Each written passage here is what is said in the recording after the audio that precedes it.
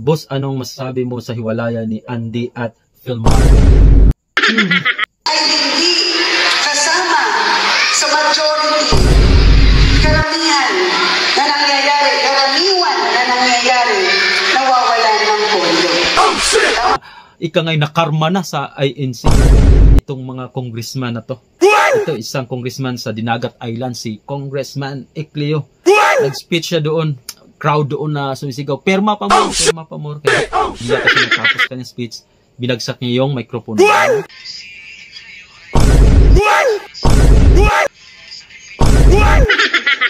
Ito yung nadama yung mga yung mga moralidad nating mga tunay na lalaki. Tunay na lalaki hindi paramihan ng babae. Kasi kami yung mga faithful na damay, di ba? Kasi karon lang sahod ang pagiging faithful. Sobrang yaman ko na ngayon. Mga congressman na pumerma, ika nga'y parang nakarma na sa INC. At itong congresswoman naman ay umamin. Kung ayaw pumerma, ay tanggalan daw ng pundo at tanggalan daw ng budget. Yun ang panoorin natin. Huwag na siguro natin pag-usapan itong walang kwentang balita. Boss, anong masasabi mo sa hiwalayan ni Andy at Filmar? So masabi ko lang na hindi totoo yung kanta ni Andrew Ina. Humanap ka ng pangit at ibigin mong tunay. Hindi natin sinabi na pangit si Filmar, di ba? Kasi naging girlfriend niya si naging asawa nga niya si Andy, di ba? So pugi siya, pero ito yung nadama yung mga moralidad nating mga tunay na lalaki. Di ba? Kasi ang tunay na lalaki hindi paramihan ng babae. So ang tunay na lalaki is yung matapang, may panindigan, paglaban niya ang kanyang pamilya. Alright, so siguro lumaki yung ulo niya kasi nakapag-asawa siya ng artista, maganda, masipag, nasaya na lahat, di ba? Tapos naghanap pa siya ng iba. 100% foreigner yata. Yung foreigner talagang madali lang din yung magsawa. Okay? Ayun na yung future na, palipat-lipat na yan, no? Papalit-palit na rin yan. Kasi ganun At magawa, kung ano yung tinanim mo, ay siya ring aanihin mo.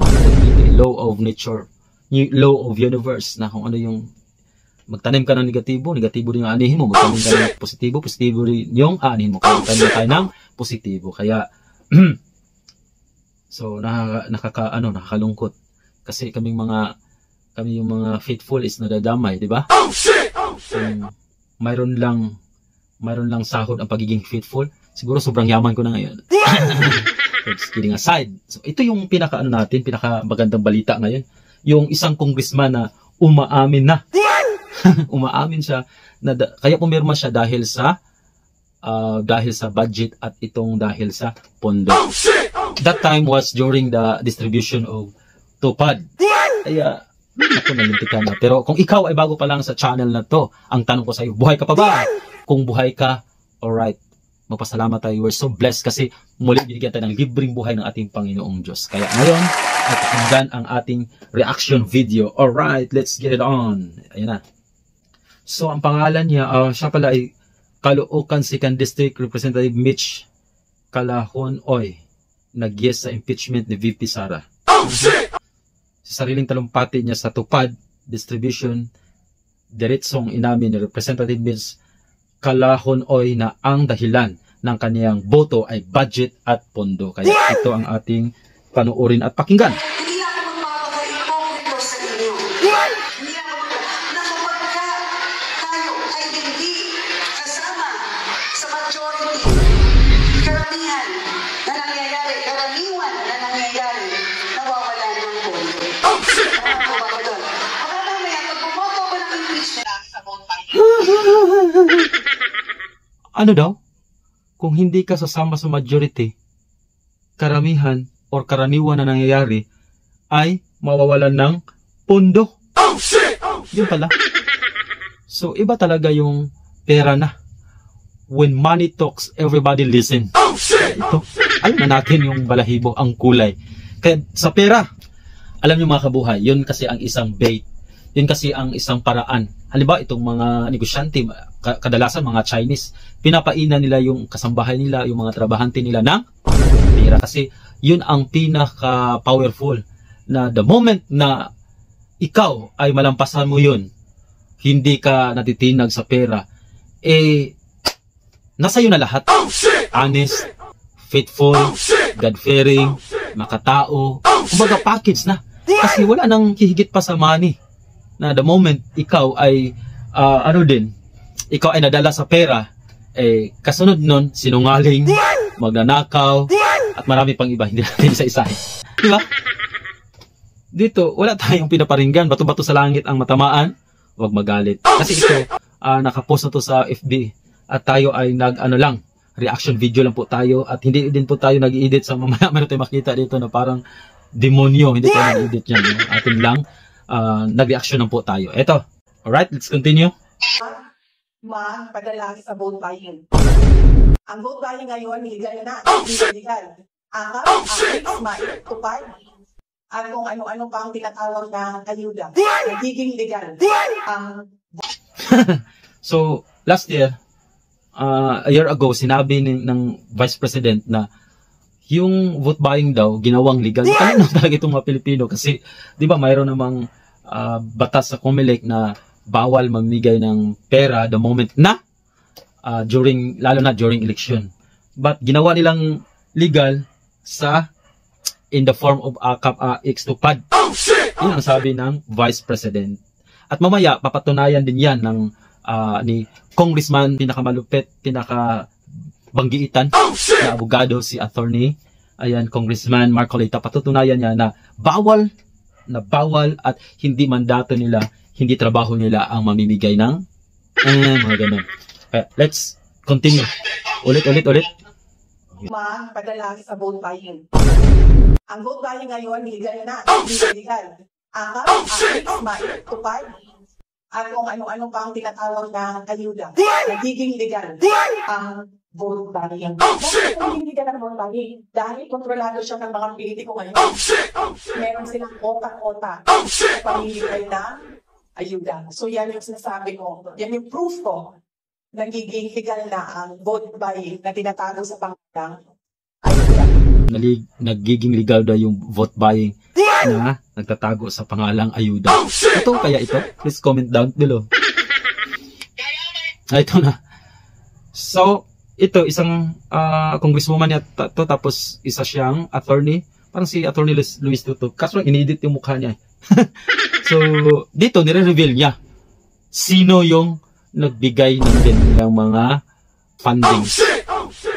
Panoorin natin. Kaya may AX dahil ni Speaker. Kaya may AKAP dahil ni Speaker. Kaya may tupad dahil ni Speaker. Sa panahon ni President Bongbong Marcos. Sa panahon ni Speaker Martin Romualdez. Correct me if I'm wrong. Pumahay at pumagyo.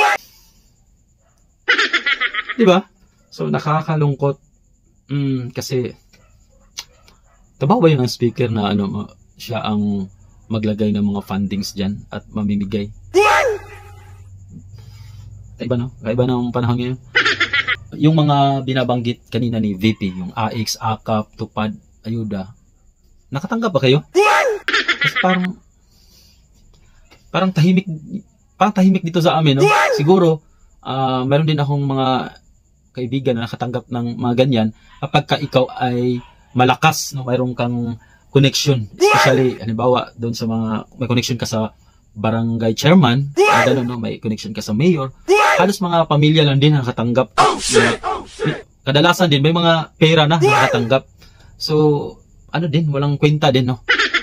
Hindi talaga siya nakarating sa kinauukulan, yung dapat na mahirap talaga na tatanggap sana. At ito yung one of the proof na dapat ito yung pagtuunan, kasi ito napag-aaralan na nila at talagang na-survey na nila ng mabuti. Kaya ito sana dapat, no, GMA News Online. Basahin natin. Kadamay criticized the 50 billion cut to the Pantawid Pamilyang Pilipino Program or 4PIS. Diba? Ito, mayroon talaga akong mga nakilala na naghirap talaga sa buhay na nakatanggap ng ganito. Diba? The government's Conditional Cash Transfer Initiative. Yan, ito ha. Worth 114 billion ang pundo ng 4PIS para sa 4.4 million na mga benepisyaryo. Pero dahil tinanggal ng 50 billion, 40% ng mga benepisyaryo ng purpose ang mawawala ng tulong mula sa ating pamahalaan at mapupunta sa corruption kadamay secretary. General Mimi Domingo. There's a 114 billion budget for the 4.4 million beneficiaries. Sana, no? Of purpose. However, with the 50 billion reduction, 40% of beneficiaries may lose government assistance, potentially redirecting funds to corruption.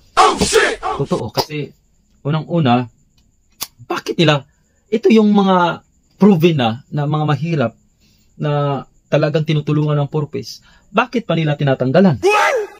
Kasi nga, ito ay organized na may sistema na the moment ikaw ay beneficiary dito, pupunta na kaagad doon sa iyong bank account through your ATM.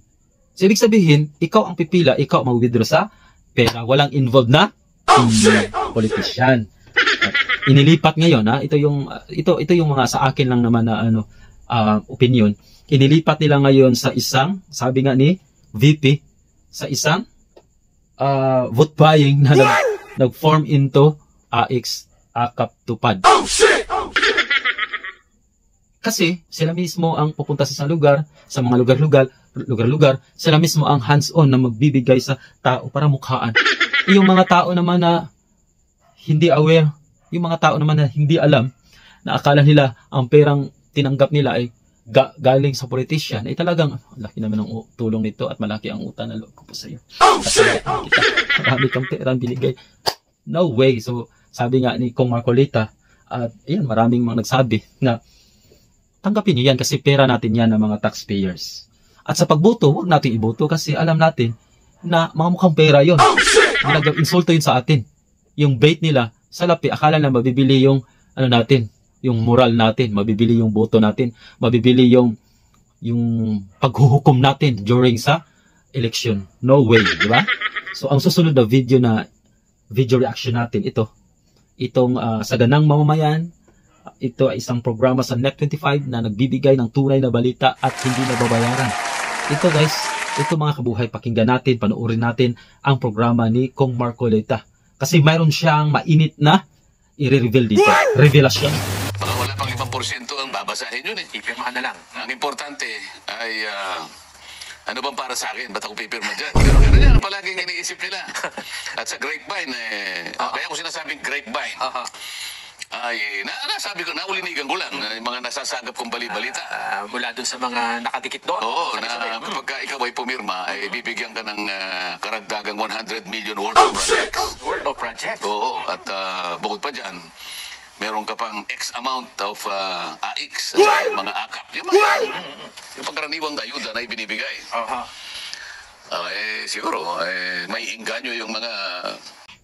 Kaya balita ko, di umano'y parang nadoble na daw yung budget ng isang congressman the moment na pumirma. At hindi na yun, meron pa mga perks. Ang tindi, yan o. Pipirma sapagkat inaakala nila na malaking bagay para sa kanila yun. Kaya pala merong isang congressman ang nag-post ng ayuda is coming. Ito, nabasa ko yun. Isa yatang congressman na taga Mindanao. Hindi uro yata yun. Maliwanag na inamin niya. Ayuda kanya is coming. Talagang sisingaw yung amoy at walang usok na, sabi sa'yo, walang usok na makumkum. Kasi kadalasan, may kasabihan na kadalasan ang isda ay nahuhuli sa bibig. Diba? Kasi yung mga mismong mga congresswoman, nagre-reveal na talagang ayuda is coming. Diba? Kanina napanood natin, congresswoman, alam na natin, no? Na pera-pera lang talaga. Alright. Dating dagsa talaga. Yan ang pagkaka-describe sa akin Malibang bansa dahil sapagkat yun ay natapat doon sa araw na kung saan mag-a-adjourn kami. Kaya na sinasabi ko, pangkaraniwan pagka-adjournment, meron ka namang pabaon. Parang nadoble yata yung pabaon Nelson. Yun ang sabi ko. Kapag ka nag-a-adjourn na daw yung kongreso, merong pabaon. Parang nadoble na daw yung pabaon Pero ako, hindi ko na inaalala yan sapagkat tatagal na akong wala. Sinabi ko naman sa iyo, tinanggal na ako sa lahat ng ganun. Kaya, walang maidadahilan yung mga congresswoman kanina na sinabi niya dahil nagdesisyon akong pumirma dahil sa budget, dahil sa para sa inyo din to. Dahil para mabigyan tayo ng budget, mabigyan tayo ng pondo. Nakasurvive ka si Kung Marcolita, at shout out din kay Congressman Richard Gomez sa Ormoc Leyte.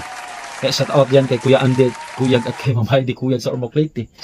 Na parang nanay tatay ko na rin. Alright, so di ba nakasurvive nga sila na walang budget or hindi na nga siya nakatanggap ng mga ganito. Mayroon naman yung mga, kung talagang posigido ka, talagang ma-maximize mo man yun, di ba?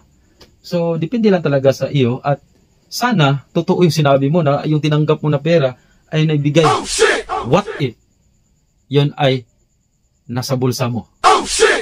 Kumuha ka lang ng 20 pesos, ipinamulog sa mga tao. Who knows? Yan ay conclusion ko lang naman. At marami pa, yun nga, in the form of vote buying. Diba election yun, dapat bawal ngayon, di ba? Namimigay sa during yung tupad yata yun na distribution, di ba? Nabasa natin kanina. Dapat bawal kasi election ngayon eh. Malupit talaga yung mga ginagawa. Yun ang sabi ng isang ministro ng Iglesia ni Cristo doon sa peace rally na ang babatas, ang siyang, ano daw yun? Yung babatas ngayon ay siyang manlalabag ng batas. Hindi tayo nagkakamali. Si Arnel Tumanan, di ba? Di ba? Yung boses nun is, it's so very powerful. Sabi, talagang strong na pagka-pronounce, very vernacular yung pronunciation, yung pag-deliver ng words na dapat yun ay sisiksik hindi lang sa utak kundi sa puso ng mga politiko na ngayon ay singtigas na ng bato. Kaya alright, so let's continue. Turing nila ako na hindi na ako kasama. Na hindi na ako member ng House of Representatives. Pero hindi natin ikinalulungkot yun. Nasasabi ko lang. Kasi Para sa ganun ay malaman ng ating mga kababayan kung anong klaseng leadership meron kami sa House of Representatives. Bakit yung pag nagbibigay sila ng AKAP, pakala mo ba yun ay lalong mas magano yun, di ba? Yung lantaran. O tatanungin ko, halimbawa, saan provision ng ating tuntunin dito sa House of Representatives? Kahit na sa ating mga House rules natin, committee rules, halimbawa, o saligang batas, saan nyo po mababasa na isang congressman o kaya yung speaker pupunta sa isang lugar, magsisisigaw ng gano'n, kasi ang mamimigay ng pera, wala kami tungkulin na gano'n eh. So, wala daw yun sa provision, wala daw sa tungkulin ng mga congressman maging sa mga senators na mamimigay. Kasi mayroong exclusive na department dyan sa government. Halimbawa itong DSWD, ang siyang mamimigay nun, magdidistribute nun. Kaya bawal na bawal kasi hindi naman sila, unang-una, hindi sila executive. Hindi sila tagapatupad ng batas. Sila ay legislative, tagagawa lang ng batas. Saan napunta? Para tumalon ka. Di sana tumakbo na lang ito si speaker ng presidente ka agad noon. Kung gusto nang ganun pala ang mangyayari. Kaya, alright, let's continue. Babagsak sa bribery yun eh. Ano na ngayon? Uy, kaysa palang criminal case yun na bribery. Diba? Panunuhol. Parang ganun. Magsisimula ng campaign season halimbawa, pagkakamalang ka bumibili ka ng boto. Yun eh, AX, tupad. Para bang gusto nilang palabasin galing sa bulsa nila yun. Yung tao nananatiling na nag-uutang na loob, parang gano'n na lang po salamat po. Kaya sabi ko, pagka ako'y pumunta sa ibang lugar na yun, kunin niyo po yung pera na yan. At huwag kayong magte-thank you sapagkat ang pera po niyo yan. pera ng taong bayan. Huwag kayong magte-thank you, huwag kayong pabubulag sa mga yan. Sabi ko. Yun nga ang sabi ni Kong Marcolita na ating future senator na huwag tayong pabubulag sa mga ganyan kasi kung ipagbili natin yung boto natin tapos iboboto pa rin natin sila, di ba napag-iwanan na tayo ngayon sa Thailand, sa Indonesia. Mas mayaman pa tayo sa kanila noon pero ngayon parang na-stuck tayo. Parang nasa isang box na lang tayo dahil sa mga politisyan na yan. Ikasalanan din natin kasi tayo ang may kapangyarihan. Like for example, this coming election, di ba? So, dapat suriin na maayos. Kung namimigay ng pera, alam na natin na mukhang pera yan. Lalo na ganito, no? So, tanggapin na natin yung salapi. Kasi sa atin yun din yun. Nagmula. Tax yun ng Pilipino. Tapos, ikaw na bahala magsulat doon kung sino yung iboboto mo. Correct? Kaya yung mga matitigas ang ulo talaga, di ba? Sabi na nga, napakita na nga ng more than approximately 3 million katao. Karamihan, Iglesia ni Cristo at mayroon ding hindi na nagrally. Napabor talaga sila sa sinabi ng presidente na huwag nang i-impeach si Sara. Ang titigas ng mga ulo talaga, sinabi ng presidente. Tapos napakita na yung milyon-milyong tao. Hindi lang yung nanonood sa social media. Yung iba nun, naiwan pa sa tahanan na huwag nating i-impeach si Sara kasi nga magkahati ang Pilipinas at saka maraming unang dapat asikasuhin at tupagin. Mauubos lang yung oras mo dyan sa kaka-hearing dyan sa Senado, sa Kongreso, di ba? At meron tayong shortage sa pagkain. Tapos dyan pa yung mga insertion na mga bilyon-bilyon. Diba? Yung mga, mayroon pa yung mga yung PhilHealth na lulugi. Di ba? So, dapat yun ang bistigahan. Hindi yung mga walang kwenta. Kaya ang nangyayari tuloy, ito yung sinabi nga na ika ngay nakarma na sa INC. Itong mga congressman na to. Ito isang congressman sa Dinagat Island, si Congressman Ecleo. Nag-speech siya doon. At dahil mayroong mga crowd doon na sumisigaw, perma pa mo. Hindi yata siya natapos kanyang speech. Binagsak niya yung microphone. Ayan, no? Parang napapakita talaga ng nagpapakita ng kanyang tunay na ugali. Ayan, no? Congressman ng Dinagat Island na si Congressman Ecleo. Ito ay di umano'y nagtampo at tinapon ang mikropono at pagkatapos ay nag-walk out. Si Ecleo ay isa rin siya sa pumirma sa impeachment complaint kay VP Vice President Sara Duterte. Makikita kasi natin habang siya ay nag-i-speech sa entablado ay ang sigaw ng mga tao ay pirma pamor, pirma pamor. Ngayon, nang matapos siyang mag-speech ay tinapo niya ang mikropono at nag-walk out. So, na ito po ang video, panoorin po natin. At talaga namang putok na putok po ngayon ito sa social media.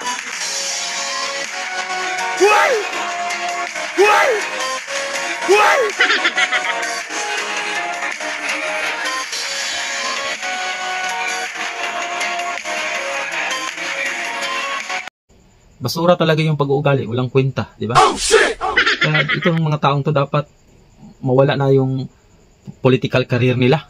Dapat uwi na lang doon sa ano nila, magtatanim doon ng mga kamuti sa kanilang mga lupa na nabili. Sa bagay, mayroon naman sila mga 100. So yun, nagpapakita lang talaga ng kanyang tunay na pag-uugali. Gusto nyo pang yan ang manguna sa inyo? Bahala na dyan sa Dinagat Island. Last video natin, pinakita natin yung congressman ng Davao del Sur, si Frasi Cagas, di ba? Pinunit ng mga tao yung ano niya, yung mga poster niya. Kasama pa yung poster ng pamilya niya, di ba? Yung tao. Tapos, mayroon pa yung tinapunan ng dumi ng tao ang bahay. Diba? Tapos, sa social media, yung angry emoticons is, grabe, 8,000, 8.2. Tapos, yung nakatawa is 3,600. Tapos, yung nag-heart, 200 lang. So, sabihin talagang galit na galit yung tao. Yung mga tao sa kanya. Kaya, yun na, ang tinatawag na ika nga karma. At sunod na yun. Ako sa aking opinion lang, sa palagay ko, lahat ng mga pumirma doon ay talagang uwi lang kayo sa inyong mga bundok at mananim ng kamuti kasi talagang mapuputol na yung mga karir nyo sa politika. At ang kalunos-lunos dyan is madadamay pa yung mga anak nyo na sana magiging future din na kapalit sa inyo na magiging politicians is, kumbaga, daladala na nila yung sumpa. Daladala na nila yung negatibo na ipinasa nyo. Kumbaga, yung sumpa nyo is parang pang-10 saling lahi. Siguro after 10th generation, na mamatay na yung mga tao, nakalimutan na, baka doon pa lang babangon, pero wala na kayo, no? Baka matapos na rin ang mundo nun.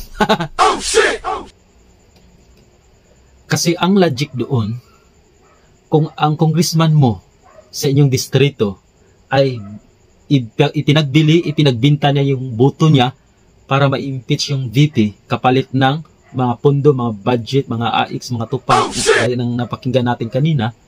Tapos ikaw din ay ipinagbinta mo sa halagang 5,000, 10,000. Yung boto mo ay hindi talaga tayo makawala sa kadena, sa gapos ng kadena ng kahirapan. Nasa iyo, ngayong eleksyon, nasa iyo kung paano putulin ang dina ng kahirapan sa pamamagitan ng huwag mong tanggapin. Or tanggapin mo pala yung pera mo kasi sa iyo. At iba yung iboto mo. Kasi talagang mga sakim yun sa salapi. The moment na binili ka nila ng pera, 100, 1,000 or million times nila yung babawiin sa iyo. Kaya maghihirap ka, maghihirap yung anak mo, maghihirap yung apo mo, maghihirap yung hanggang 10 generation din yung paghihirap. Dahil pinagbinta mo yung boto mo, ay susumpain yung 10th generation mo. Ano lang yun? Kasi law of, sowing and reaping. Kung ano yung itinanim mo sa mundong ito, yun din ang anihin mo. Kaya maraming salamat. Sana marami tayong natutunan sa ganitong video reaction natin. At marami pa tayong pag-usapan dahil ang sa susunod din na video nito, ang tindi. Bakit? Bumabaha ng tao. Grabe. Nagsisiksikan yung mga tao, hindi mapulugan ng karayom. This is my first time to see and to witness such kind of senatorial rally na grabe. Dinagsak ng maraming tao, walang iba si Congressman Marcolita. At yun ang panoorin natin sa next video din. Kasama yan sa mga topic natin. Pero siyempre marami pa rin tayong topic. Yeah, once again, sana nasa mabuti kayong kalagayan lagi, nasa maayos kayong kalusugan lagi, at always pray and God bless everyone. To God be the glory. Thank you very much.